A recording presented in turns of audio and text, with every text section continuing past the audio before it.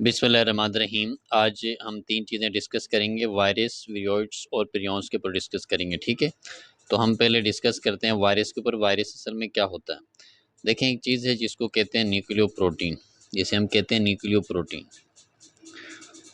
Nucleo protein कहते हैं virus जो बनता है वो न्यूक्लियो प्रोटीन से मिलकर बनता है। ठीक है, न्यूक्लियो न्यूक्लियो लफ्ज़ निकला न्यूक्लिक एसिड से, न्यूक्लिक एसिड से निकला है। ठीक है, अब न्यूक्लिक एसिड में हमारे पास दो चीज़ें होती हैं। एक तो न्यूक्लिक एसिड में हमारे पास डीएनए होता है, या दूसरे पास न्यूक्लिक एसिड में हमारे पास आरएनए होता है। तो ये आरएनए डीएनए मिलके क्या बन जाता है? ये न्यूक्लिक एसिड बन जाता है। ठीक है, तो अब देखें, जैसे कि वायरस से, एक वायरस हम डिस्कस करते हैं। ये वायरस है जी, ठीक है, इसके अंदर जो है ना ये इसका डीएनए है, ये इसका डीएनए है।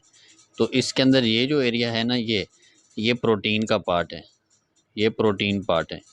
तो इस प्रोटीन पार्ट, ये प्रोटीन पार्ट, इसको ये प्रोटीन आ गया। दूसरा इसके अंदर ये जो है, ये जो इसका अंदर वाला डीएनए है, तो ये जो डीएनए है ये इसका न्यूक्लिक एसिड हो गया। तो लिहाजा वायरस किससे बनता है? Nucleic acid. यानी ये जो डीएनए था ये हमारे पास क्या है? न्यूक्लिक एसिड है, न्यूक्लिक एसिड है ये। ठीक है, और प्रोटीन ये हमारे पास जो है ना ये कैप्साइड जिसको कहते हैं। वैसे ये जो कैप्साइड है ये किससे मिलके बनती है? प्रोटीन से मिलके बनती है। तो वायरस हमारे पास किससे मिलके बनते हैं? न्यूक्लियो प्रोटीन से मिलके बनते हैं। ठीक है, तो अगला हमारे पास, तो ये वायरस हमारे पास है। और दूसरी चीज़ हमारे पास डिस्कस करेंगे विरोइड्स के बारे में। विरोइड्स, विरोइड्स के बारे में डिस्कस करेंगे।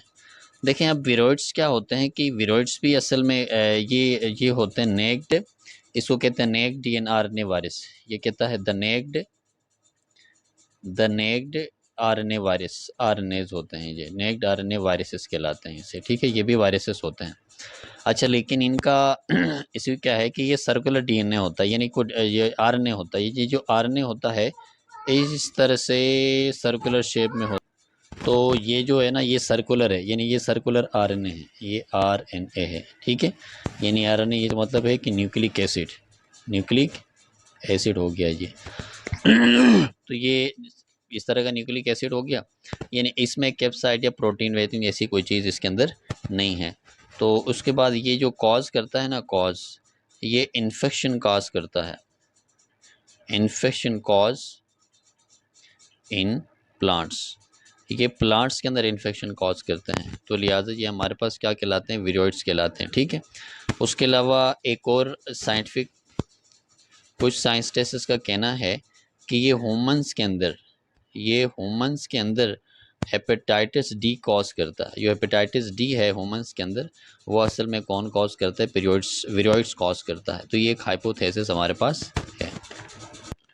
उसके बाद हम डिस्कस करेंगे प्रियॉन्स के बारे में। प्रियॉन्स इन्फेक्शियस प्रोटीन होती है और ये ब्रेन में पाई जाती है। ये किसके ब्रेन में? ये शीप हो गया, ठीक है, उसके बाद कव हो गया, इनमें पाई जाती है। ठीक है, और इसकी वजह से एक ह्यूमंस के अंदर ये जो होता है ना, ह्यूमंस के अंदर, ह्यूमंस के अंदर जेकोब, जेकोब की डिजीज़ होती है, वो भी प्रियॉन्स की वजह से कॉज होती है। अच्छा, जो प्रियॉन्स होता है ना, प्रियॉन्स होता है ना, ये डीएनए होता है ना ये आरएनए होता है, ये कुछ भी नहीं होता, ये एक प्रोटीन होती है। यानी इसको कहते हैं, ये एक प्रोटीन होती है, एबनॉर्मल प्रोटीन होती है, एबनॉर्मल प्रोटीन होती है ये, और ये एबनॉर्मल प्रोटीन ब्रेन में मौजूद होती है। तो अब मसला है कि इस एबनॉर्मल प्रोटीन में कोई जेनेटिक इन्फॉर्मेशन तो है ही नहीं।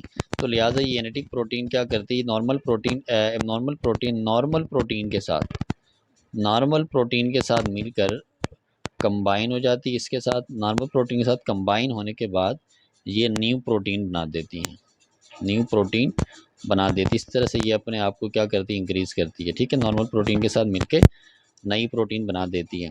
ठीक है, यानी अपनी कॉपीज़ बना देगी इस तरह से। तो ये, ठीक है, ये एक हाइपोथेसिस है, ये एक हाइपोथेसिस है कि ये इस तरह से करती है। तो ये हमारे पास इसके कॉजेस क्या हैं, इसके सिम्टम्स क्या हैं? इसके सिम्टम्स हैं हेयर फॉल, हेयर फॉल वगैरह में हेयर फॉल वगैरह होता है। ठीक है, और हेयर फॉल इसके एक कॉमन सिम्टम,